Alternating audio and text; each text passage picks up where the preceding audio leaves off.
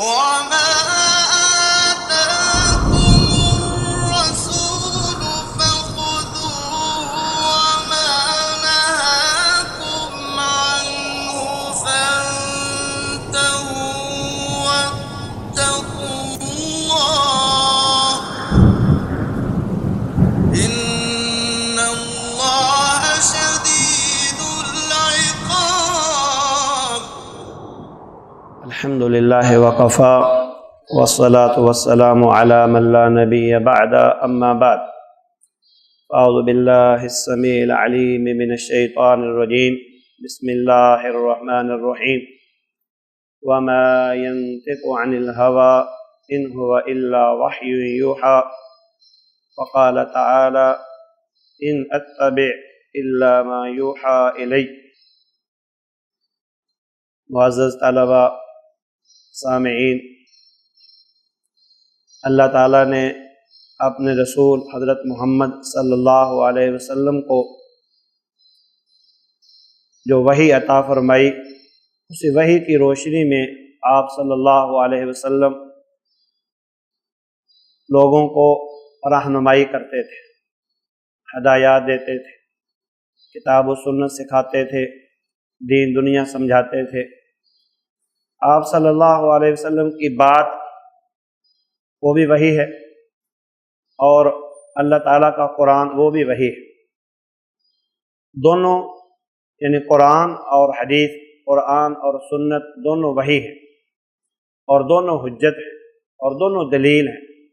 دونوں پر ایمان لانا، دونوں پر عمل کرنا، دونوں پر یقین رکھنا، دونوں کے ذریعے رہنمائی لینا، یہ ہر مسلمان پر فرض ہے۔ اگر ایک مسلمان محض کتاب اللہ سے دلیل لیتا ہے یا متواتر احادیث سے بھی دلیل لے لیتا ہے اور خبر واحد سے دلیل نہیں لیتا، تو وہ شریعت کے اوپر عمل نہیں کر سکتا، دین اسلام کے اوپر عمل نہیں کر سکتا، کیونکہ زیادہ تر احادیث غیر متواترہ ہیں۔ بہت کم احادیث ایسی ہیں جو تواتر کے درجے کو پہنچتی ہیں۔ ہمارے آج کے اس درس میں کیا خبر واحد حجت ہے عقائد میں اور احکام میں، یا خبر واحد صرف عقائد میں حجت ہے؟ یہ آج کے سبق کا عنوان اور موضوع ہے۔ موضوع کا سمجھنا نہایت اہم اور ضروری ہے۔ اگر آپ موضوع کو سمجھ لیں گے تو انشاءاللہ جو بحث، کلام اور مضمون ہوگا اس کو بھی سمجھنا آپ کے لیے آسان ہوگا۔ اگر موضوع کو نہ سمجھ سکے تو پھر ساری کلام آپ پر ثقیل ہو جائے گی۔ تو موضوع یہ ہے کہ خبر واحد یہ عقائد کے اندر ہی حجت ہے یا سارے اسلامی معاملات کے اندر، احکام کے اندر، عبادات کے اندر، اخلاقیات کے اندر، معاملات کے اندر، سیاسی، سماجی اور معاشرتی ہر طرح کے مسائل کے اندر حجت ہے۔ ہم یہ بھی واضح کریں گے کہ خبر واحد سے مراد کیا ہے، اور کیا خبر واحد صرف عقیدے میں حجت ہے یا پوری شریعت کے اندر حجت ہے، یہ عنوان ہے۔ خبر واحد کا مطلب یہ ہے کہ راوی، حدیث بیان کرنے والا، سند کے طبقات کے اندر کسی طبقے میں اکیلا رہ جائے، یہ خبر واحد ہے۔ جیسے بخاری شریف کی پہلی حدیث ہے انما الاعمال بالنیات، اس کے اندر عمر بن خطاب رضی اللہ تعالی عنہ اکیلے رہ گئے۔ اس کی انگنت بے شمار مثالیں ہیں، اور وہ بھی خبر واحد ہے جو تواتر کے درجے کو نہ پہنچے، اگرچہ اس کی اسناد کئی ہوں۔ مثلا انما الاعمال بالنیات کی کئی سندیں ہیں، لیکن یہ سند تواتر کی حد تک نہیں پہنچتی، یہ اسناد تواتر کی حد تک نہیں پہنچتی۔ تواتر کسے کہتے ہیں یہ بھی سمجھنا ضروری ہے، تاکہ موضوع کی جزیات ساری جب واضح ہو جائیں گی تو پھر آپ مکمل مضمون کو سمجھ سکیں گے۔ تواتر صحیح اور معتبر مشہور و معروف قول، مشہور و معروف قول کے مطابق تواتر وہ ہے جس کے روات 10 की तादाद तक हों, कम अज कम रुवात, अहादीस को बयान करने वाले रावी, कम अज कम उनकी तादाद हर तबके में 10 हो। जब हर तबके में 10 रावी हों वो तवातुर है। इस तरह की हदीस बहुत नादर और थोड़ी है कि जिनकी हर तबके के अंदर रुवात की तादाद 10 हो। एक फरीक के नज़दीक तवातुर ये है। और बात कहते हैं कि किसी तबके में एक रावी रह जाए वो तवातुर से नीचे है, चाहे एक रावी हो, चाहे 2 हो, चाहे 3 हो, बस वो तवातुर को नहीं पहुंचती। मखसूस लोगों के नज़दीक उलमा भी कह सकते हैं, लेकिन वो अहले सुन्नत के अंदर दाखिल और शामिल नहीं, अहलुल हदीस के अंदर मुहद्दिसीन के मनहज के ऊपर नहीं है। उनके नज़दीक तवातुर महज खबर अहाद महज अकीदे के अंदर हुज्जत है, शरई अहकाम के अंदर हुज्जत है और अकीदे के अंदर हुज्जत नहीं। बात समझ लें, फिर दोहरा देता हूँ। मखसूस तबका उलमा का हनफिया में से और हो सकता है बाद दीगर मसालक में से खबर अहाद को अकीदे के अंदर हुज्जत नहीं मानते, शरई मसाइल, अहकाम, इबादत, अखलाकियात, मामलात के अंदर हुज्जत मानते हैं। अगर इस तकसीम को ले लिया जाए तो उसका क्या नतीजा निकलता है, ये बात है आगे। तो मैंने 3 जुज़ियात आपके सामने वाज़े की। नंबर 1, क्या खबर वाहिद सिर्फ अकीदा में हुज्जत है, जैसे एक फरीक या एक गिरोह या बाद उलमा के नज़दीक ये मसला है। नंबर 2, क्या तवातुर किसे कहते हैं और खबर अहाद किसे कहते हैं। तवातुर कम अज कम हर तबके के अंदर रुवात की तादाद 10 हो और खबर वाहिद किसी तबके के अंदर एक रावी रह जाए। या फिर ये भी गैर मुतवातिर है कि रुवात की तादाद 10 से कम रहे, 10 से कम रहे, तो फिर वो गैर मुतवातिर हदीस है। अब सवाल ये है कि क्या खबर अहाद जिनको एक रावी बयान करे, क्या वो अकीदे के अंदर हुज्जत है कि नहीं। ये असल बहस और उन्वान है, निहायत इल्मी मौजू है और अहले इल्म की मजालस के अंदर ये महल्ले बहस है। और सही तरीन मौक़िफ़ किताब व सुन्नत, अहलुल हदीस, अल-फ़िरक़ा अन-नाजिया और अहलुस सुन्नत वल जमा, उनके नज़दीक खबर अहाद अकीदा, इबादत, अखलाकियात, मुआमलात, बल्कि पूरी शरीयत के अंदर हुज्जत है।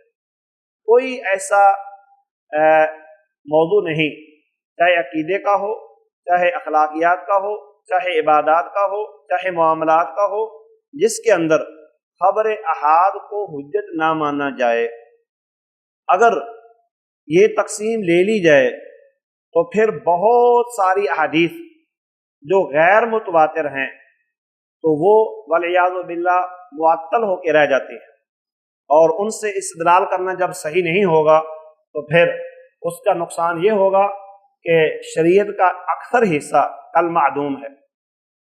फिर खुद ये लोग जो खबर अहाद को अकीदे में हुज्जत नहीं मानते, शरीयत के ऊपर अमल नहीं कर सकते। शेखुल इस्लाम इब्न क़य्यिम रहमहुल्लाह, उन्होंने अपनी अजीम किताब अस्सवाइक अल-मुरसला के अंदर, ये किताब अस्सवाइक मुख्तसर अस्सवाइक अल-मुरसला है, इसके अंदर बड़ी तवील बहस की है और सबसे उम्दा बहस की है। मैं आपको शुरू में ही मुराजे जिक्र कर देता हूँ ताकि आपको बाद में इस मौजू के ऊपर सैर हासिल बहस के लिए आसानी रहे। एक तो ये मुख्तसर अस्सवाइक अल-मुरसला के अंदर शेखुल इस्लाम इब्न तैमिया के शागिर्द रशीद इमाम इब्नुल क़य्यिम रहमहुल्लाह ने बड़ी तवील और उम्दा तरीन बहस की है। कुछ इबारतें मैं उसकी नकल करके आपको अभी सुनाऊंगा। उनसे पहले इमाम इब्न हज़म रहमहुल्लाह ने अपनी अजीम किताब अल-अहकाम फ़ी उसूल अल-अहकाम, जो उसूल फ़िक़्ह की किताब है, उसके अंदर उम्दा बहस की है। और मुआसरीन में से मशहूर शाम के मुहद्दिस, बल्कि आलमी मुहद्दिस शेख नासिरुद्दीन अलबानी रहमहुल्लाह, उन्होंने स्पेशल इसी मौजू के ऊपर एक किताब लिखी है, अल हदीस हुज्जतुन बिनफ्सिही फिल अक़ाइद वल अहकाम। अल हदीस حجت بنفسہ فی العقائد والاحکام، کہ حدیث بذات خود حجت ہے، عقائد کے اندر بھی، احکام کے اندر بھی۔ ہم طلبہ جو تھوڑے چھوٹے علم کے مالک ہیں یا پڑھنے پڑھانے والے ہیں، ہماری معلومات تھوڑی ہیں، یا عربی کتابیں نہیں پڑھ سکتے، یا مختصر کتابیں پڑھنا چاہتے ہیں، تو یہ واحد کتاب ہی کافی ہے، الحدیث حجت بنفسہ فی العقائد والاحکام۔ آپ یہ کتاب خرید لیں، اس کا اردو ترجمہ بھی آ چکا ہے، بازار کے اندر مکتبہ محمدیہ سے آپ کو مل جائے گی۔ اس کے اندر شیخ البانی رحمہ اللہ نے کئی اعتبار سے حدیث کے حجت ہونے پر بحث کی ہے۔ اس کے اندر ایک ذیلی عنوان یہ بھی ہے کہ کیا خبر احاد عقائد میں حجت ہیں کہ نہیں؟ پھر اس پر کم و بیش 20 دلائل پیش کیے ہیں، اور ان کے شبہات، اعتراضات، ان کے ردود بھی پیش کیے ہیں۔ ظاہر بات ہے ہر پچھلا بعد میں آنے والا ما قبل والوں سے نقل کرتا ہے، اور مزید بھی تتبع کر کے جمع کرتا ہے، اور اس کے اندر حق و اضافہ کرتا ہے۔ شیخ البانی رحمہ اللہ نے یہ دلائل بہت سارے امام ابن القیم کی کتاب مختصر الصواعق المرسلہ سے لیے ہیں۔ مختصر الصواعق المرسلہ امام ابن القیم نے اس کے اندر بہت عمدہ بحث کی ہے۔ اگر یہ کتاب شیخ ابن القیم رحمہ اللہ کی ہم پڑھ لیں اور سمجھ لیں تو عقلی اعتبار سے، قطع نظر کے شرعی اعتبار سے، عقلی اعتبار سے انہوں نے ایسی باتیں کہی ہیں جو عقلی اعتبار سے ثابت کرتی ہیں کہ خبر احاد شرع کے اندر عقائد، احکام، معاملات، عبادات، اخلاقیات، ہر چیز کے اندر حجت ہے۔ میں آپ کو ان کی تھوڑی سی باتیں پڑھ کے سناتا ہوں تاکہ ہمیں واضح ہو جائے کہ اگر خبر احاد کو عقائد تک محدود کر دیا جائے تو کیا نقصان ہوتا ہے، اور اگر سارے دین کے اندر اخلاقیات، معاملات، عقائد میں اور عبادات میں اور ہر چیز کے اندر اس کو حجت مانا جائے تو اس کا کیا فائدہ ہوتا ہے۔ شیخ الاسلام ابن قیم رحمہ اللہ فرماتے ہیں کہ وقالوا فلو جاز على هذه الاخبار ان تكون كذبا۔ ابن قیم رحمہ اللہ کی عبارت سے قبل میں ان کا شبہ واضح کرنا چاہتا ہوں۔ وہ لوگ عقائد کے اندر اخبار احاد کو کیوں نہیں مانتے، کیوں حجت اور دلیل نہیں مانتے؟ وجہ کیا ہے؟ وہی مسئلہ ہے کہ عقائد کے اندر چونکہ تواتر کا ہونا ضروری ہے ان کے نزدیک، کہ ان کا موقف ہے عقائد کے اندر احادیث کا تواتر سے ثابت ہونا ضروری ہے، کیونکہ عقیدہ یقینی بات سے، علم یقینی سے حاصل ہوتا ہے، اور ان کے نزدیک خبر احاد یقینی علم پر دلالت نہیں کرتی۔ ان کے نزدیک خبر احاد یقینی علم پر دلالت نہیں کرتی، بلکہ ظنی علم پر دلالت کرتی ہے، یقین پر دلالت نہیں کرتی۔ احتمال ہوتا ہے یہ بات صحیح ہو، یہ بات غلط ہو۔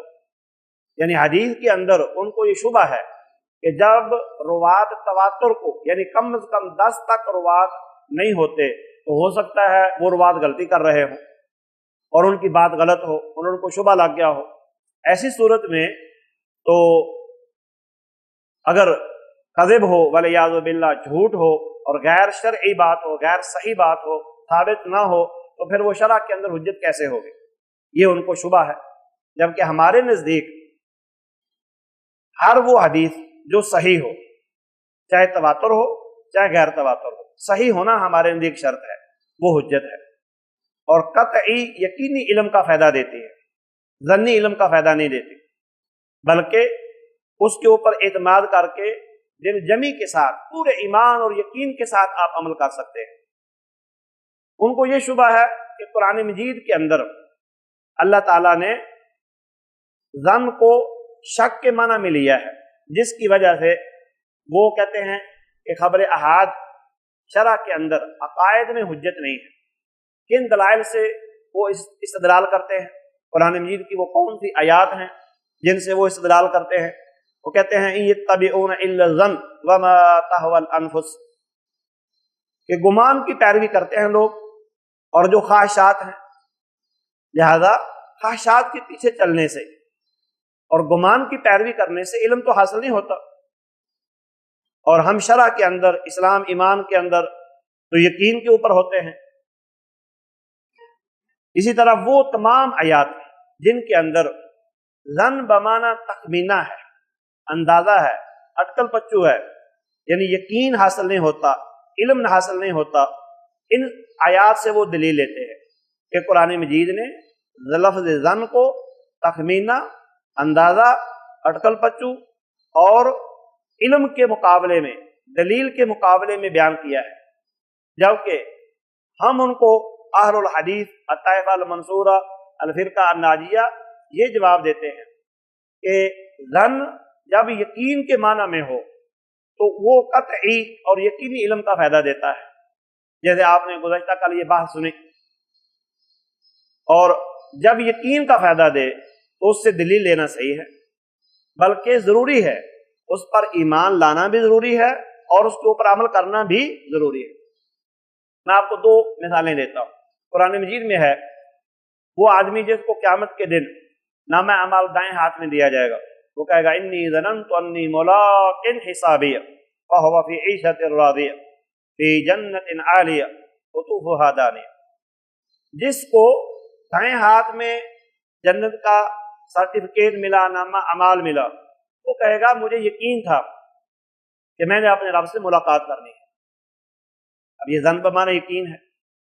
جب ظن بمانا یقین ہے تو پھر حدیث کے اندر بھی جہاں کہیں یا قرآنی آیات کے اندر جہاں کہیں ظن آیا ہے اور قرائن، شواہد، سیاق و سباق اس کی روشنی میں وہ دلالت کر رہا ہے کہ یہ علم قطعی اور علم یقینی دیتا ہے، تو آپ اس کو دلیل بنا لیں۔ اور جو شبہ آپ کو پڑا ہے کہ ظن بمانا شک اور تخمینہ ہے، وہ کافروں کے مقولے کو اللہ نے حقائق کے طور پر نقل کیا ہے۔ کافروں کے مقولے کو، کافروں کی سیرت کو، ان کے منہج کو، ان کی عادات و اطوار کو، ان کی سوچ فکر کو، ان کے نظریے کو، ان کے عقیدے کو، جیسے قرآن مجید نے فرمایا نا ان یتبعون الا الظن، یہ تو کافروں کے بارے میں ہے، مشرکین مکہ کے بارے میں ہے کہ وہ ظن کی پیروی کرتے ہیں، گمان اور سوچ کی پیروی کرتے ہیں۔ وما تہوی الانفس، وما تہوی الانفس ظن پر ہی معطوف ہے۔ جیسے وہ ظن کی پیروی کرتے ہیں ویسے ہی جو خواہشات نفسانی ہیں ان کی پیروی کرتے ہیں۔ تو جیسے ہم کہہ رہے ہیں کہ ظن بھی دلیل نہیں ہے، خواہشات کی پیروی کرنا بھی دلیل نہیں ہے۔ کب؟ یہ اس وقت ہے جب کافروں کا سوچ ہو، کافروں کا نظریہ ہو، کافروں کا عقیدہ ہو۔ ہم تو ظن کو اس وقت دلیل کے طور پر لیتے ہیں جب وہ یقین کا فائدہ دے۔ جیسے قرآن مجید کی یہ آیت میں نے آپ کو پڑھی کہ الذین انی ظننت انی ملاق حسابیہ، اور دوسری دلیل الذین یظنون انہم ملاقو ربہم وانہم الیہ راجعون۔ یہ بھی ظن بمعنی یقین ہے کہ یہ لوگ جو نمازی ہیں، موحد ہیں، توحید پرست ہیں اور کتاب و سنت کے حامل اور داعی ہیں، وہ یقین کرتے ہیں انہم ملاقو ربہم، وہ اپنے رب سے ملاقات کرنے والے ہیں۔ تو یہاں ظن بمانا یقین ہے۔ جہاں ظن بمانا یقین ہوگا وہ شرعی حجت ہوگی، وہ شرعی دلیل ہوگی، وہ قطعی علم دے گی، یقینی علم دے گی۔ اور جو کافروں کی حقائق کے طور پر اللہ نے نقل کیا ہے ان تتبعون الا الظن وان انتم الا تخرصون، تم صرف اٹکل پچو کرتے ہو، اندازے لگاتے ہو، تخمینے لگاتے ہو، ظن کی پیروی کرتے ہو، تو یہ تو کافروں کا عقیدہ، مشرکوں کا عقیدہ ہے، ان کی سوچ اور فکر ہے، ہم اس کے حامل اور قائل فاعل داعی نہیں ہیں۔ تو جہاں ظن بمانا یقین ہو وہاں شرعی حجت ہے، اور جہاں کافروں کی سوچ یا نظریہ بیان کیا گیا ہو وہ شرعی حجت نہیں ہے۔ یہ بطور حقائق کی اللہ تعالیٰ نے قرآن مجید میں بیان فرمایا ہے۔ لوگوں کو یہ شبہ پڑ گیا ہے کہ ظن تخمینے کے معنی میں آتا ہے، ظن شک کے معنی میں آتا ہے، اور اس طرح ظن یقینی علم کے مقابلے میں آتا ہے، لہذا اس کو دلیل شرعی کیسے بنایا جا سکتا ہے۔ اور یہ بھی وہ کہتے ہیں کہ جب ایک راوی بیان کر رہا ہو، دو بیان کر رہے ہو، 10 تک کی تعداد کو نہ پہنچیں تو باہر کیف ان کے اندر احتمال یا شبہ باقی رہتا ہے کہ ان سے غلطی نہ ہو جائے اور وہ جھوٹ نہ بول جائیں، اس لیے ہم اس کو رد کر دیتے ہیں۔ اس شک کی بنا پر تو پھر بخاری کی روایات بھی مردود ٹھہرتی ہیں والعیاذ باللہ، جو تمہارے نزدیک بھی بلکہ ساری امت اسلامیہ کے نزدیک حجت ہے۔ بخاری شریف کی پہلی حدیث بھی، بلکہ بہت ساری حدیث ہے، ابھی میں آپ کو وہ سناتا ہوں۔ تو میرے عزیز، اللہ تعالیٰ نے فرمایا یتبعون الا الظن وان الا یخرصون، خود ہی قرآن نے بیان فرما دیا ما لهم به من علم انہم الا یخرصون، جب علم کے مقابلے میں ظن آیا تو وہ مردود ہے، یقین کے مقابلے میں، شرعی دلیل کے مقابلے میں ظن آیا وہ کیا ہے؟ مردود ہے۔ اور جب وحی ہو جس کو اللہ نے بطور استدلال یا استشار یا دلیل کے طور پر نازل کیا ہو، اور جو اللہ کے رسول صلی اللہ علیہ وسلم بیان فرمائے وہ دلیل شرعی ہو، تو پھر اس کو تو بطور حجت ماننا اور بطور استدلال تسلیم کرنا اور اس پر ایمان لانا ضروری ہے۔ شیخ ابن قیم رحمہ اللہ کی عبارت میں آپ کو چاہتا ہوں سناؤں تاکہ ہمارا عقیدہ اور موقف اور دعوت واضح ہو۔ شیخ فرماتے ہیں فَلَوْ جَازَ عَلَى هَذِهِ الْأَخْبَارِ أَن تَكُونَ كَذِبًا، اگر یہ جائز ہو کہ یہ اخبار کا معنی احادیث، یہ احادیث ان تکون کذبا جھوٹ ہو سکتی ہیں، لم تکن من عند اللہ، پھر یہ اللہ کی طرف سے تو نہ ہوئی۔ اگر یہ بات مان لی جائے کہ یہ احادیث ان کے اندر احتمال ہے جھوٹ کا، پھر تو یہ احادیث اللہ کی طرف سے نہ ہوئی۔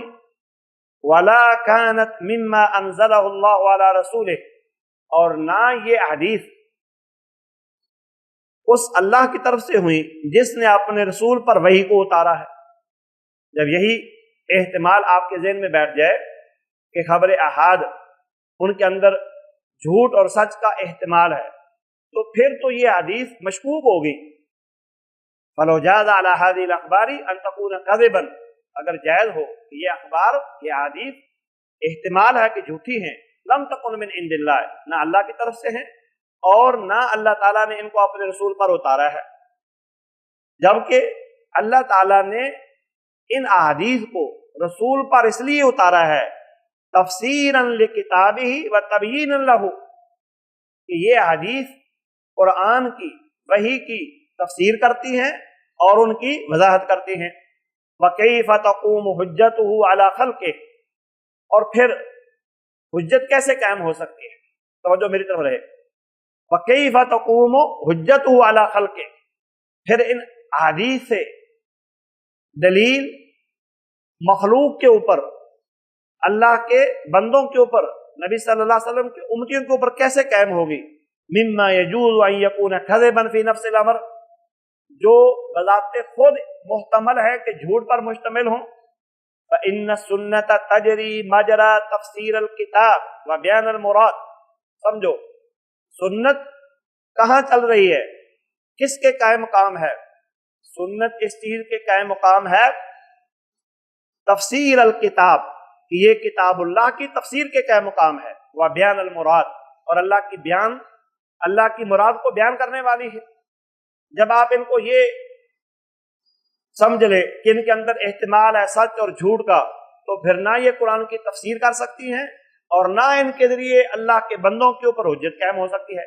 فَهِيَ الَّتِي تُعَرِّفُنَا مُرَادَ اللَّهِ مِن كِتَابِهِ، یہ احادیث ہی تو ہیں جو اللہ کی کتاب قرآن مجید کو، اس کی مراد کو واضح کرتی ہیں۔ فَلَوْ جَازَ أَن تَكُونَ كَذِبًا وَغَلَطًا، اگر یہ احتمال ہو اور یہ سمجھ لیا جائے، اس کو جائز قرار دیا جائے کہ یہ حدیث جھوٹ ہیں اور غلط ہیں، لَبَطَلَتْ حُجَّةُ اللَّهِ عَلَى الْعِبَادِ، پھر اللہ کی حجت اللہ کے بندوں کے اوپر باطل ہو جائے گی۔ اور اللہ نے وحی کو اتارا کیوں ہے؟ تاکہ حجت قائم ہو جائے۔ اللہ تعالیٰ نے وحی کو، کتاب اللہ کو، حدیث رسول کو، حدیث رسول بھی وحی ہیں، وَمَا يَنطِقُ عَنِ الْهَوَىٰ إِنْ هُوَ إِلَّا وَحْيٌ يُوحَىٰ، ہاں وہ اللہ تعالیٰ، وہ وحی خفی ہے اور یہ وحی جلی ہے۔ قرآن وحی جلی ہے اور حدیث وحی خفی ہے۔ قرآن وحی مطلوب ہے جس کی تلاوت کی جائے، جبکہ حدیث مطلوب نہیں ہے۔ قرآن کی تلاوت عبادت ہے، جبکہ حدیث کا پڑھنا پڑھانا عبادت ہے۔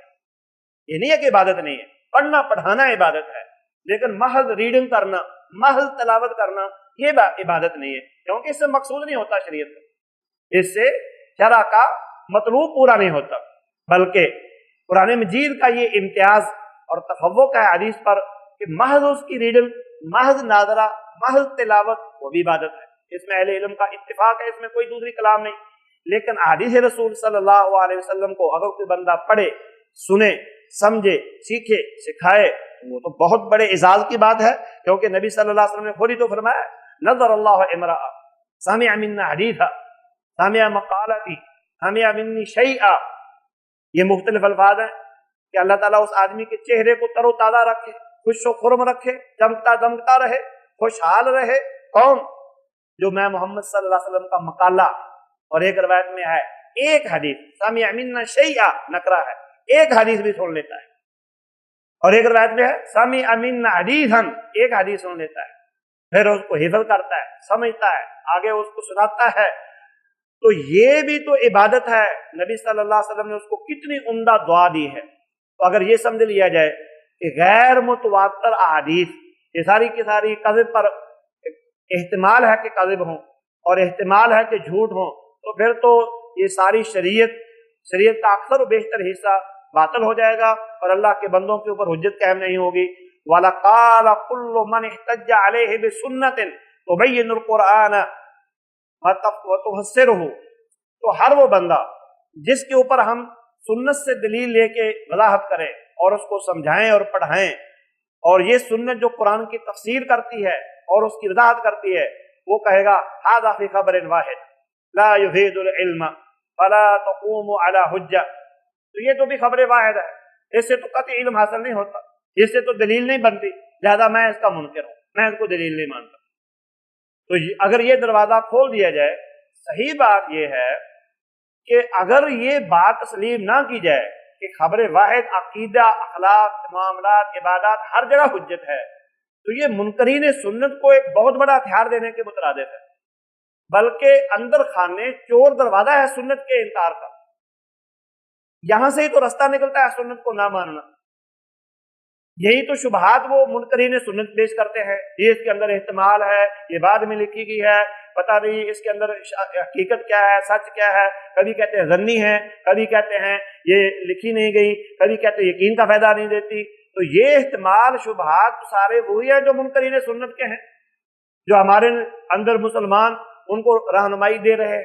تو میرے عزیز پیارے طالب علم بھائیوں، شیخ الاسلام ابن قیم رحمہ اللہ نے یہ کہا کہ اگر ہم یہ مان لیں کہ یہ خبر احاد اس سے شرعی دلیل قائم نہیں ہوتی، تو ہر وہ آدمی جس کو آپ دلیل سے حجت دیں گے، دلیل سے اس کو فائدہ دیں گے، دلیل سے اس کے اوپر دلیل قائم کرے، شرعی حدیث اور متواتر حدیث، غیر متواتر حدیث سے حجت قائم کرے، تو وہ کہے گا یہ تو جی خبر واحد ہے، اس سے تو یقین نہیں حاصل ہو رہا، اس سے تو قطعی علم حاصل نہیں ہو رہا، اس سے تو مکمل فائدہ نہیں ہو رہا، تو پھر وہ اپنی مرضی کرے گا اور وہ انکار کر دے گا۔ فَلَا تَقُومُ حُجَّةٍ فَلَا تَقُومُ عَلَى حُجَّةٍ بِمَا يُفِيدُ الْعِلْمِ، تو وہ کہے گا اس سے تو دلیل شرعی نہیں حاصل ہوتی، یقینی علم نہیں حاصل ہوتا، لہذا وہ اس کا انکار کر دے گا۔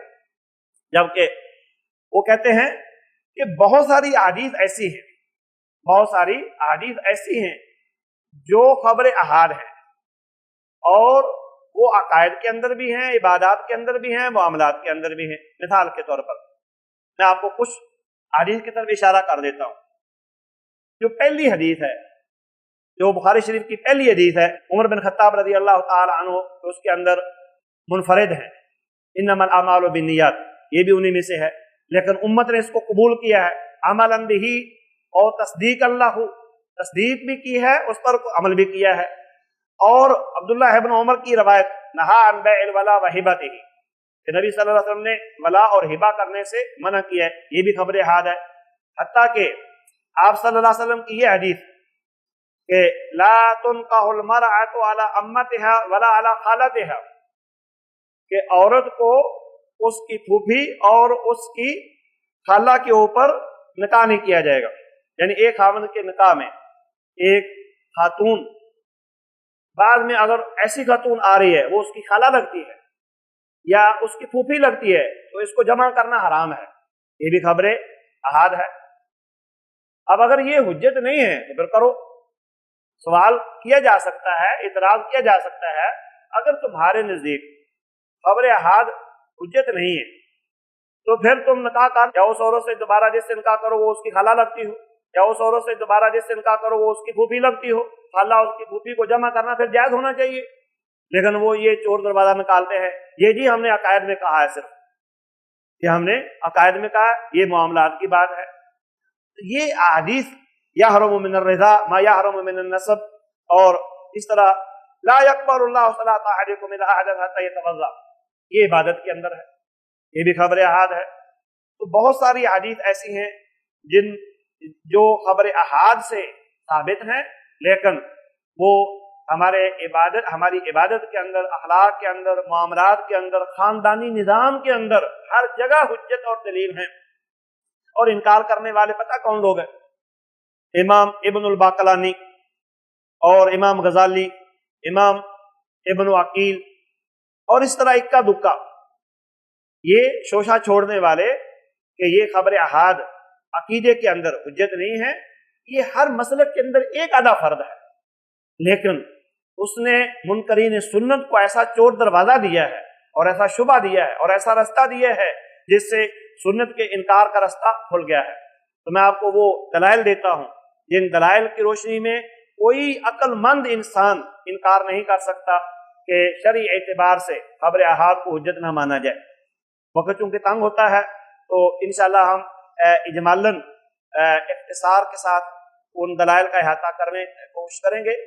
دلائل بہت زیادہ ہے۔ ابن القیم رحمہ اللہ نے مختصر الصواعق المرسلہ کے اندر 21 دلیلیں ذکر کی ہیں، شیخ البانی کی کتاب کے اندر 20 سے زیادہ دلیلیں موجود ہیں، اور اس طرح الاحکام فی اصول الاحکام ابن حزم کی کتاب کے اندر، لیکن میں صرف آپ کو 8 یا 10 دلیلیں ذکر کروں گا جن سے یہ ثابت ہوگا کہ قرآن و سنت کی روشنی میں خبر احاد حجت ہیں، اور وہ حجت شرعی اعتبار سے عقائد، احکام، معاملات اور عبادات اور ہر اعتبار سے ہیں۔ قرآن مجید کی مشہور و معروف آیت قال تعالی اعوذ باللہ من الشیطان الرجیم وما كان لمؤمن ولا مؤمنة اذا قضى الله ورسوله امرا ان يكون لهم الخيرة من امرهم، کسی مومن مرد اور عورت کے لیے جائز نہیں ہے جب اللہ اور اس کے رسول فیصلہ کر دیں پھر ان کو اختیار ہو۔ وجہ الاستدلال یا استشہاد کیا ہے؟ لفظ امر، ان يكون لهم الخيرة من امرهم، اس سے پہلے اذا قضى الله ورسوله امرا، جب اللہ اور اس کے رسول ایک فیصلہ کر دیں۔ لفظ امر سوال ہے، کس نے ثابت کیا ہے یا دلیل لی ہے یا اللہ اور اس کے رسول سے ثابت کیا ہے یا دلیل پکڑے واضح کرے کہ لفظ امر یہ عقیدے کو شامل نہیں ہے، اخلاق، معاملات، عبادات کو شامل ہے۔ یہ ایسی تخصیص ہے جو بلا مخصص ہے، اور جو تخصیص بلا مخصص ہو وہ باطل ہے، جو خود باطل ہو اس سے کیا ثابت ہوگا؟ بات سمجھائیے، یہ تخصیص کیا کہ لفظ امر اذا قضى اللہ ورسولہ امرا، جب اللہ اور اس کے رسول ایک فیصلہ کر دیں، لفظ امر اگر ان کی بات مان لی جائے تو یہ عقیدے میں حجت ہے اور باقی معاملات میں حجت نہیں ہے۔ سوال یہ ہے اس تفریق کی دلیل کیا ہے؟ عقیدے میں تم نے کہا لفظ امر شامل ہے اور باقی معاملات میں شامل نہیں ہے، اس تفریق کی دلیل چاہیے۔ نبی صلی اللہ علیہ وسلم کی حدیث تمہارے اوپر فٹ آتی ہے، من احدث فی امرنا ھذا ما لیس منہ فہو رد، جو ایسی ایجاد کرتا ہے جو ہماری شریعت کے اندر نہیں ہے تو بدعت ہے۔ ابن القیم رحمۃ اللہ علیہ نے مختصر الصواعق المرسلہ کے اندر لکھا ہے یہ عقیدہ کن لوگوں کا ہے؟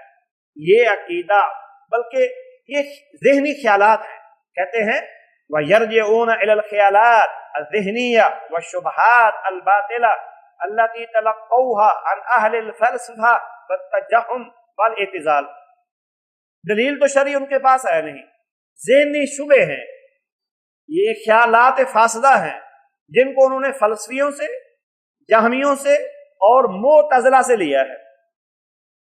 اور جب یہ یاد رکھو شرعی نص کے مقابلے میں آپ اپنے ذہن سے اپنے منطق اور فلسفے کو جھاڑنے لگ جائے تو یہ گمراہی ہے، یہ باطل عقیدہ ہے، نہ صرف باطل ہے بلکہ آپ کو یہ جہنم تک پہنچا دے گا۔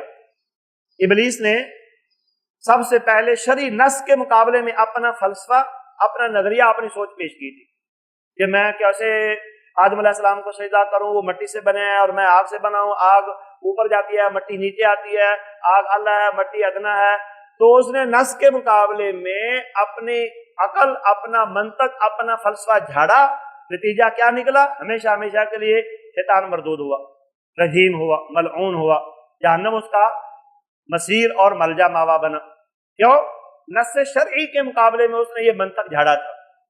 تو ہم بھی یہ سوال کرتے ہیں، جب اللہ نے، اس کے رسول نے ایک فیصلہ کر دیا ہے، اذا قضى الله ورسوله امرا، لفظ امر بولا ہے، یہ نکرہ ہے، اور نکرہ عموم کو شامل ہوتا ہے، وہ عقیدے کو، اخلاق کو، عبادات کو، معاملات کو، سب کو شامل ہے۔ تو تم نے کیسے فرق تفریق کی کہ لفظ امر جب اللہ اور اس کے رسول فیصلہ کریں عقیدے میں پھر تو ہم مان لیں گے، اخلاق اور معاملات میں نہیں مانیں گے؟ اس تفریق کی دلیل کیا ہے؟ کتنی واضح بات ہے، اللہ اور اس کے رسول کی بات کتنی آسان اور کتنی صاف اور شفاف ہے، ہر پڑھا لکھا اور ان پڑھ اس بات کو سمجھ سکتا ہے۔ دوسری دلیل اللہ تعالیٰ کا فرمان ہے، انما كان قول المؤمنین اذا دعوا الى الله ورسوله اذا دعوا الى الله ورسوله ليحكم بينهم ان يقولوا سمعنا واطعنا واولئك هم المفلحون۔ مومنوں کا موقف، عقیدہ، ان کی دعوت، ان کا پیغام جب اللہ اور اس کے رسول کی طرف ان کو بلایا جائے تاکہ اللہ اور تاکہ رسول ان کے درمیان فیصلہ کرے، تو وہ کیا کہیں؟ سمعنا واطعنا، ہم نے سن لیا اور مان لیا۔ اب سمعنا واطعنا جو ہے یہ عقائد کے اندر ہے کہ احکام شریعت ساری کے اندر ہے، معاملات میں، اخلاق میں، عبادت میں، اور ساری شریعت کے اندر ہے؟ یہ فرق کر کے دکھاؤ ذرا کسی محدث نے، بلکہ صحابہ سے شروع ہوتے ہیں، عبداللہ ابن عباس نے جو مفسر قرآن ہے، کسی ایک صحابی کا فتویٰ لے کے آؤ کہ جب اللہ اور اس کے رسول فیصلہ کرے عبادت ایک عقیدے میں پھر مان لو اور باقی معاملات میں نہ مانو، جب ان کو بلایا جائے اللہ اور اس کے رسول کی طرف تو وہ سمعنا واطعنا کہیں، وہ سمعنا واطعنا عقیدے کے اندر ہوگا، اخلاق معاملات عبادت کے اندر نہیں ہوگا۔ اس فرق کی دلیل چاہیے، واضح ہے جی؟ آگے چلتے ہیں۔ تیسری دلیل، وما آتاکم الرسول فخذوه وما نهاکم عنہ فانتہوا۔ لفظ ما موصولہ عموم پر دلالت کرتا ہے۔ اللہ کے رسول صلی اللہ علیہ وسلم تمہیں جو بھی دیں، عقیدہ ہو، اخلاق ہو، عبادت ہو، اس کو لے لو۔ کیا کوئی فرق کر سکتا ہے کسی مفسر نے، کسی محدث نے اپنی کسی حدیث کی کتاب کے اندر، یا کسی مفسر نے سلف صالحین میں سے، صحابہ تابعین اور تبع تابعین میں سے کسی نے یہ کہا ہو یہ صرف عقیدے کے اندر ہے، وما آتاکم الرسول، جو رسول عقیدے کا مسئلہ سمجھا ہے اس کو لے لینا اور باقی نہ لینا، والا یاذ باللہ، یہ تو توہین رسالت ہے، یہ تو شریعت کا انکار ہے۔ یہ تو اگر دروازہ کھول دیا جائے کہ عقیدے میں یہ لے لو باقی میں نہ مانو، تو پھر تو یہ ان لوگوں کا موقف ہے جو قرآن و سنت کا انکار کرنے والے ہیں۔ وہ دو ٹوک لفظوں میں انکار کرتے ہیں، تم انڈر گراؤنڈ انکار کرتے ہو، بلکہ تمہارا انکار والیاذ باللہ ان لوگوں کی طرح ہی ہے جو منافقین اسلام کا لبادہ اوڑھ کے اسلام کا نقصان کرتے ہیں، اسلام کی شکل و صورت حیت اپنا کر مسلمانوں کو ڈستے ہیں اور ان کا نقصان کرتے ہیں، اور کافر جو سرحد پار بیٹھے ہیں وہ نقصان نہیں کر سکتے۔ جو عقیدے کے منافق اندر گراؤنڈ ہمارے درمیان، ہماری شکلوں میں، ہمارے لباس میں، ہماری وضاقتہ میں وہ ڈستے ہیں۔ انہی منافقوں کے بارے میں، یعنی اعتقادی منافقوں کے بارے میں یہ بات اللہ تعالیٰ نے فرمائی ہے، ان المنافقین فی الدرک الاسفل من النار، کہ وہ جہنم کے نچلے طبقے میں ہوں گے۔ کیوں؟ انہوں نے اسلام کا نقصان زیادہ کیا ہے۔ سرحد پار کافر وہ نقصان نہیں کر سکتے جو انڈر گراؤنڈ یہ مسلمانوں کے حالات کو سمجھ کے، ان کے ویک پوائنٹ، کمزوریاں جان کے، ان کو دھوکہ فراڈ کر کے ان کو اسلام سے پھسلا دیتے ہیں، اور یہی صورتحال ان لوگوں کی ہے۔ ہم ان کے اوپر کسی جہنمی یا جنتی کا فتویٰ نہیں لگاتے، ان کا معاملہ رب کے ساتھ ہے، لیکن یہ چور دروازہ ہے سنت کے انکار کا کہ عقیدے کے اندر خبر احاد کو نہ مانو اور باقی میں مان لو۔ یہ تفریق بلا تخصیص ہے اور بلا دلیل ہے۔ قرآن مجید کی اس آیت کے اندر بھی اللہ تعالیٰ نے خبر احاد کو حجت کے طور پر پیش کیا ہے، وَمَا كَانَ الْمُؤْمِنُونَ لِيَنْفِرُوا كَافَّةً فَلَوْلَا نَفَرَ مِنْ كُلِّ فِرْقَةٍ مِّنْهُمْ طَائِفَةٌ لِيَتَفَقَّهُوا فِي الدِّينِ، کہ مومنوں کی ایک جماعت تفقہ فی الدین کرے۔ طائفہ کا لفظ بولا ہے، فَلَوْلَا نَفَرَ مِنْ كُلِّ فِرْقَةٍ مِّنْهُمْ طَائِفَةٌ لِيَتَفَقَّهُوا فِي الدِّينِ وَلِيُنذِرُوا قَوْمَهُمْ إِذَا رَجَعُوا إِلَيْهِمْ، پھر وہ اپنے اہل و عیال، وطن وطن کو، اپنے بلدان کو، اپنے شہروں بستیوں علاقوں مان لو جہاں سے طالب علم آئے ہیں وہاں جا کر ان کو ڈرائیں۔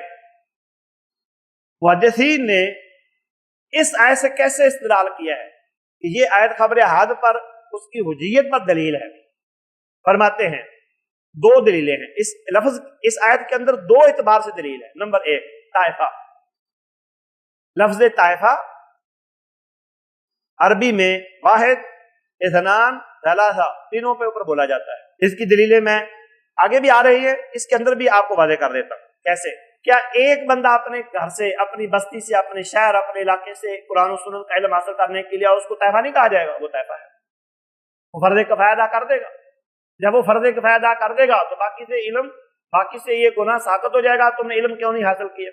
ایک بات ہے۔ ایک اور اعتبار سے استدلال سمجھو، یہی ایک بندہ اگر واپس جا کے اپنی بستی کو جو اس نے علم وحی شریعت سیکھی جا کے ڈرائے، سمجھائے، بتائے، کیا اس کی بات کو نہیں مانا جائے گا؟ کیا بستی والے، علاقے والے کہہ دیں گے بھئی مولوی صاحب تم اکیلے آدمی، ہم تمہاری بات نہیں مانتے، عقیدے کا کوئی مسئلہ سمجھانا چاہتے ہو تو بات کرو، باقی عبادت اخلاقیات کے اندر بات نہ کرو، تمہاری بات حجت نہیں ہے؟ یہ تو وہ بھی نہیں کرتے جن کا یہ موقف ہے، جن کا یہ موقف ہے کہ خبر احاد عقیدے میں حجت ہیں، وہ بھی ایک ایک عالم کی بات کو لیتے ہیں۔ ایک عالم وعظ کرتا ہے، ایک عالم جلسہ کرتا ہے، ایک عالم کانفرنس کرتا ہے، ایک عالم درس دیتا ہے، ایک عالم لوگوں کو گھر گھر جا کے ڈور ٹو ڈور، دو بندے، تین بندے نہیں جاتے، بستر اٹھائے ہوئے ہیں اور ہر بستی اور ہر شہر اور ہر علاقے میں جاتے ہیں اور دو تین دعوت دے رہے ہوتے ہیں۔ تو تمہارے نزدیک تواتر کو تو نہیں پہنچی یہ تعداد، 10 بندے تو نہیں، تو پھر کیوں حجت لیتے ہو؟ کیوں استدلال کرتے ہو؟ کیوں لوگوں کو بات نصیحت کرتے ہو؟ اور عقیدہ ویسے بھی تم کو نہیں آتا، سمجھاتے بھی تم معاملات اخلاقیات ہی ہو، تو پھر تمہاری ساری بحث معطل ہوئی، ساری دعوت بےکار ہوئی۔ یہ ان لوگوں کو یہ نہیں پتا کہ جو موقف ہم پیش کر رہے ہیں اس موقف کی زد خود ہمارے اوپر منفی پڑتی ہے، سارا نقصان اپنا کرتے ہیں، مسلمانوں کو شکوک و شبہات ان کے اندر پیدا کرتے ہیں۔ تو میرے عزیز، ایک بندہ جا کے ڈرائے، ایک سمجھائے، ایک واعظ کرے تب بھی طائفہ ہے، ایک علم سیکھے، ایک سکھائے تب بھی طائفہ ہے۔ میں آپ کو لیکچر دے رہا ہوں، آپ استاد سے پڑھتے ہیں، ایک استاد سے آپ نحو پڑھتے ہیں، ایک سے صرف پڑھتے ہیں، ایک سے ترجمہ پڑھتے ہیں، ایک سے تفسیر پڑھتے ہیں، ایک سے حدیث پڑھتے ہیں، تو ایک ایک ہے نا، تواتر تو نہیں ہو رہا۔ پھر نہ علم لینا صحیح ہوا، نہ علم سمجھانا صحیح ہوا، نہ دعوت و تبلیغ، سارا کام معطل کرو، مدارس بند کرو، مساجد کو تالا لگاؤ، کیوں؟ تواتر کو تو کوئی پہنچ ہی نہیں رہا۔ کتنے ادارے ایسے ہیں جہاں اب 10 بندے نہ پڑھانے والے نہیں ہیں، شاید ایک بھی نہ ہو، 10 بندے حدیث پڑھانے والے نہیں ہیں، 10 بندے عقیدہ پڑھانے والے نہیں ہیں، ایک بندہ ہے، ایک بندہ عقیدہ پڑھانے والا ہے، ایک نحو ہے، ایک صرف ہے، ایک فلاں مضمون ہے، فلاں مضمون ہے۔ تو تمہارے نزدیک پھر یہ مدارس اور مساجد اور یہ سارا سلسلہ معطل ہو جانا چاہیے، بیکار ہو، لغو ہوا، کیونکہ تواتر کو تو کوئی نہیں پہنچ رہا۔ میرے عزیز، اگر دو عام آدمی آپس میں لڑ پڑے، قرآن مجید نے کہا نا وَإِن طَائِفَتَانِ مِنَ الْمُؤْمِنِينَ اقْتَتَلُوا فَأَصْلِحُوا بَيْنَهُمَا، اگر دو جماعتیں آپس میں لڑ پڑتی ہیں ان کی کیا کرو؟ صلح کرا دو۔ اچھا جی، اگر دو بندے لڑ پڑے وہ تواتر کو نہیں پہنچے، ان کی صلح پھر نہیں کرانی چاہیے۔ اگر تمہارا موقف یہ ہے کہ طائفہ صرف جماعت پر ہی بولی جاتی ہے تو ہمیں بتلاؤ، اگر دو بندے لڑ پڑے، ایک طرف ہے ایک دوسری طرف ہے، تو پھر ان کی صلح تو کوئی جواز نہیں نکلتا، کیونکہ وہ تواتر کو تو نہیں پہنچ رہے، پھر ان کو لڑنے مرنے دینا چاہیے۔ جبکہ تم بھی کہتے ہو مسلمان دو آپس میں لڑ پڑے تو ان کی صلح کرا دو۔ خود سوچو کہ کیا بیج بو رہے ہو اور کیا اس کے نتائج نکل رہے ہیں۔ سارے اردو عربی جان کہتے ہیں پہلے سوچو پھر بولو، جو تم نے بولا ہے اس سے شرع کے اوپر کتنا نقصان ہوا ہے اور کس قدر منکرین سنت کو چور دروازہ ملا ہے، اس کا خود ہی اندازہ لگا لو۔ اللہ تعالیٰ نے فرمایا یا ایھا الذین آمنوا ان جاءکم فاسق بنبأ فتبینوا، اے لوگوں تمہارے پاس فاسق آدمی آئے تو پھر اس کی بات کی تصدیق تحقیق کرو۔ اچھا جی، اگر عادل آئے، پھر فاسق جس کے اندر نافرمانی کا شبہ ہے یا نافرمانی پائی جاتی ہے، اس کی بات کا تو اللہ نے کہا ہے تصدیق تحقیق کرو۔ اور اگر آ جائے عادل، سراپا عدل ہو، زید عدل، अबू बकर खबर दे, उमर को खबर दे, उस्मान खबर दे, अली रजी अल्लाह ताला अन्हुम जमीअन, वो तो सरापा अदल है। तो फिर खबर की तस्दीक होगी नहीं, मफहूम मुखालफ यही है। और तुम्हारे लिए भी मफहूम मुखालफ उसूल फिक़ह के अंदर हुज्जत है। फासिक खबर दे तो तस्दीक होनी चाहिए, और गैर फासिक खबर दे, आदिल खबर दे, बल्कि अदल खबर दे, तो फिर बिल औला 1% भी तस्दीक तहकीक नहीं होनी चाहिए। तो एक बंदा है, उसकी खबर को मान लो। मेरे अजीज, बेशुमार दलाइल हैं कुरान और सुन्नत के अंदर। मालिक बिन हुवैरिस रज़ी अल्लाह ताला अन्हु की हदीस बुखारी शरीफ में है। मालिक बिन हुवैरिस रज़ी अल्लाह ताला अन्हु कहते हैं, हम नबी सल्लल्लाहु अलैहि वसल्लम के पास आए, नहनु शबाबा, हम नौजवान थे, आपस में हमारी उम्रें एक दूसरे के करीब करीब थी। 20 दिन और रातें हम अल्लाह के रसूल सल्लल्लाहु अलैहि वसल्लम के पास ठहरे रहे। अल्लाह के रसूल सल्लम रहीमन रफीकन, बड़े नरम मिजाज थे, बड़े खुश अखलाक थे, कुर्बान जाएं आप पर। सहाबा, जादू वो है जो सर चढ़ के बोले, आपका अखलाक आली है, सारी उम्मत इस पर मुत्तफक है। आप और मैं भी अपने अखलाक के बारे में सोचें कि हमारे हक में कौन गवाही देने वाला है। सहाबा नबी के गवाह हैं। सहाबा कहते हैं, कान रहीमन रफीकन, आप बड़े नरम मिजाज, बड़े खुश तबा, बड़े नरमी करने वाले, बड़े शफकत करने वाले, बड़े रहम दिल थे। फिर जब आपने ये अंदाजा लगा लिया कि हम अपने अहल व अयाल को जाना चाहते हैं, इश्तहैना अहलना, आपने फलम्मा ज़न्न, अब ज़न्न का माना यकीन है, फलम्मा ज़न्न, जब आपने समझ लिया, आपको यकीन हो गया कि हम इश्तहैना अहलना, इन्ना कद इश्तहैना अहलना फसालना, आपने हमसे पूछ लिया, हाँ भाई क्या बात है, घर जाना चाहते हो? हमने कहा हाँ जी। फरमाया अर्जिउ इला अहलिकुम, जाओ अपने अहल अयाल की तरफ चले जाओ और उनके दरमियान रहो, उनको शरीयत सिखाओ, समझाओ। हदीस के अल्फाज है अल्लिमुहुम वमुरूहुम, उनको दीन सिखाओ, उनको समझाओ। तो ये सहाबा रज़ी अल्लाह ताला अन्हुम जब नबी सल्लल्लाहु अलैहि वसल्लम के पास ठहरे थे, हदीस में जो मैंने लफ्ज बोला, आप सल्लल्लाहु अलैहि वसल्लम के अल्फाज में है फलम्मा ज़न्न, जब आपको यकीन हो गया था, समझ लिया था, ज़न्न बमाना यकीन आ गया, ज़न्न बमाना यकीन आ गया। फिर आपने, जब आपको गलबा ज़न्न होता है, जैसे शेख मोहम्मद रमज़ान सलफ़ी साहब शेखुल हदीस गुज़श्ता कल जामिया और इस्लामिया वाले, वो कह रहे थे ज़न्न बमाना गलबा यकीन हो। 100% तो आप देखो ना, अल्लाह की बात 100% है, नबी सल्लल्लाहु अलैहि वसल्लम की बात भी 100% दुरुस्त है, लेकिन मैं और आप जो ये अंदाजा लगाएंगे वो गलबा ज़न्न होगा। आप सल्लल्लाहु अलैहि वसल्लम की बात भी गलबा ज़न्न पर उस वक्त हो सकती है जब मामलात, अखलाकियात, इबादात के अंदर आप सल्लल्लाहु अलैहि वसल्लम किसी से बतौर तस्दीक के पूछें, जैसे आपने उनसे पूछा, आपने फरमाया हाँ जी तुम जाना चाहते हो, अंदाजा आपको यही था कि अंदाजा जाना चाहते हैं, फिर आपने उनको इजाजत दे दी। तो गलबा ज़न्न तक भी अगर दलील शरई पहुंच जाए तो वो भी यकीन का ही फायदा देती है। और खासकर नबी सल्लल्लाहु अलैहि वसल्लम के पास अहले यमन के जो लोग आते थे, अहले यमन के जो लोग आते थे, वो आप सल्लल्लाहु अलैहि वसल्लम से दुआत, क़ुज़ात, दाई और काजी मांगते थे। फिर आप सल्लल्लाहु अलैहि वसल्लम एक एक बंदा भेजते थे। हदीस की किताबों में हजरत अली बिन अबी तालिब का नाम भी आता है, मुआज़ बिन जबल का नाम भी आता है, अबू मूसा अशरी का नाम भी आता है, अबू उबैदा बिन जर्राह का नाम भी आता है। बल्कि अबू उबैदा बिन जर्राह के बारे में मुस्लिम और बाकी किताबों में है, अहले यमन ने कहा हमारे पास एक अमीन भेज दो।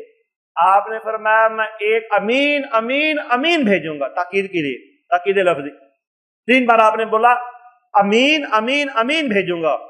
फिर आपने अबू उबैदा बिन जर्राह का हाथ पकड़ा और अबू उबैदा बिन जर्राह को कहा ये इस उम्मत का अमीन है। वो तन्हा अमीन था, अकेला आदमी अमीन था, तो केले को भेज दिया। अकेला उनको अकीदा सिखाता रहा, अकेला उनको दावत देता रहा, अकेला उनके फैसले करता रहा, अकेला उनके सारे मामला चलाता रहा। बल्कि वहां से जो मामलात थे माली, वो अकेला मदीने पहुंचाता रहा। बल्कि हजरत मुआज़ बिन जबल रज़ी अल्लाह ताला अन्हु को तो आपने ये फरमाया था इन्नका तअती कौमन मिन अहलिल किताब, आप अहले किताब को जाके मिलेंगे, अव्वलु मा तदऊहुम इलैहि शहादत अल्ला इलाहा इल्लल्लाह। सबसे पहली चीज, सबसे पहला वाज, दरस, सबसे पहला खुतबा, सबसे पहली दावत आपने जो उनको देनी है, अकीदे की दावत देनी है। लो जी ये नस्से सरी है, सारी दलीलें छोड़ दो, सिर्फ यही एक दलील काफी है। معاذ بن جبل رضی اللہ تعالیٰ عنہ کو کیا فرمایا تھا؟ پہلا باز جو آپ نے پہلا خطبہ درس دینا ہے، اول ما تدعوہم الیہ شہادت اللہ الہ الا اللہ، سب سے پہلی چیز جس کی طرف آپ ان کو بلائیں گے وہ کیا ہے؟ شہادت اللہ الہ الا اللہ، اس بات کا اقرار ہے کہ اللہ کے سوا کوئی سچا معبود نہیں۔ اور معاذ بن جبل نے عقیدہ اسے کھایا ہے۔ آپ معاذ بن جبل ایک ہے، تواتر کو تو نہیں پہنچے، 10 آدمیوں کو تو نہیں پہنچے۔ کیا حضرت معاذ بن جبل نے یہ کہا تھا کہ بھائی میری بات معاملات میں مان لینا، عقیدے میں نہ ماننا؟ تواتر کو تو بات پہنچی نہیں ہے۔ یا اگلوں نے کہا ہو ہم آپ کی بات تواتر کو نہیں پہنچ رہی، ہم آپ کو نہیں مانتے، عقیدے میں نہیں مانتے، باقی معاملات میں مان لیں گے۔ ہمارا وقت مکمل ہو رہا ہے، اشارۃ میں 2 دلیلوں کو اور ذکر کر دیتا ہوں۔ تحویل قبلہ کی روایت بھی فرد واحد ہے اور وہ عبادت کے اندر حجت ہے اور سب اس پر اتفاق کرتے ہیں۔ اور بخاری کے اندر نوح بقالی کا مسئلہ آتا ہے، یہ آخری ہماری دلیل ہے۔ نوح بقالی کون ہے؟ نوح بقالی نے اعتراض کیا کہ موسیٰ علیہ السلام جو بنی اسرائیل کے اندر آئے ہیں نا، جو صاحب خضر ہیں، یہ موسیٰ نبی نہیں ہے، یہ کوئی اور ہے۔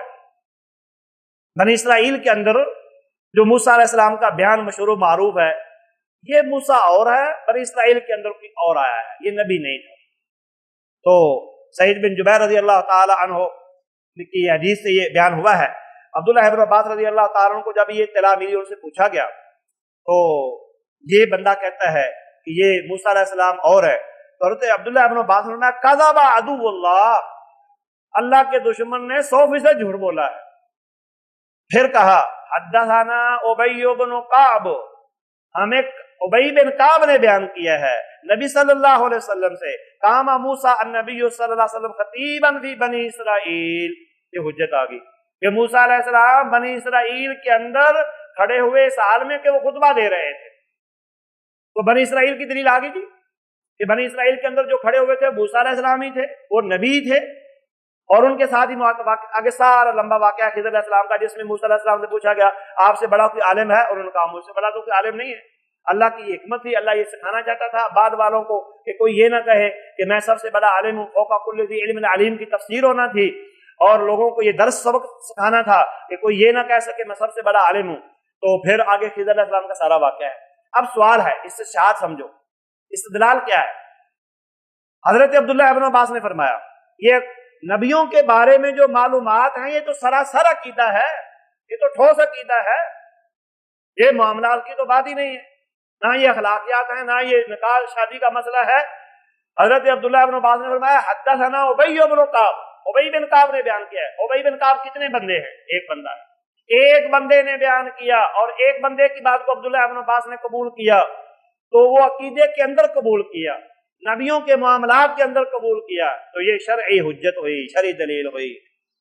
اور نبی صلی اللہ علیہ وسلم نے فرمایا نظر اللہ امرا سمع منا شیئا، جیسے میں نے پہلے آپ کو اس کی وضاحت کی ہے کہ جو ایک حدیث بھی سن لیتا ہے، چاہے وہ حدیث عقیدے میں ہو، چاہے اخلاق میں ہو، چاہے عمل میں ہو، وہ آگے لوگوں کو سنتا سناتا سمجھاتا ہے، پڑھتا پڑھاتا ہے، حفظ کرتا اور لوگوں کو کرواتا ہے، وہ میری اس دعا کا مصداق ہے نظر اللہ امرا۔ کوئی تفریق نہیں ہے، جو یہ تفریق کرتا ہے اس کا موقف باطل ہے، کوئی اس کا شرعی اعتبار سے جواز نہیں ہے۔ اللہ تعالیٰ سے دعا ہے کہ جو کچھ میں نے ذکر کیا ہے کہ خبر احاد عقیدے میں بھی، اخلاق میں بھی، معاملات میں بھی، اور بلکہ ساری شرعیت کے اندر یہ شرعی حجت ہے۔ جیسے تواتر کی حدیث پر ایمان لانا فرض ہے، ویسے ہی احاد کی صحیح حدیث، یہ ہماری شرط ہے، صحیح حدیث پر ایمان لانا اور ان کے اوپر عمل کرنا شرط ہے۔ اللہ تعالیٰ ہمارا یہ موقف لوگوں کو سمجھا دے اور لوگوں تک پہنچا دے، اور آپ اور میں سب اس کے ذمہ دار ہیں۔ قیامت کے دن ہمارا حشر نشر ان لوگوں کے ساتھ ہو جو اس موقف کے حامی، قائل اور فاعل اور داعی ہیں کہ شرعی حجت چاہے متواتر ہو چاہے غیر متواتر ہو، وہ شرعی دلیل ہے اور حجت ہے عقیدے میں، اخلاق میں، معاملات میں، عبادات میں۔ اقول قولی هذا استغفر الله لي ولكم ولسائر المسلمين فاستغفروه من كل ذنب وخطيئة انه هو الغفور الرحيم واخر دعوانا ان الحمد لله رب العالمين۔ مولاي صل وسلم دائما ابدا على حبيبك خير الخلق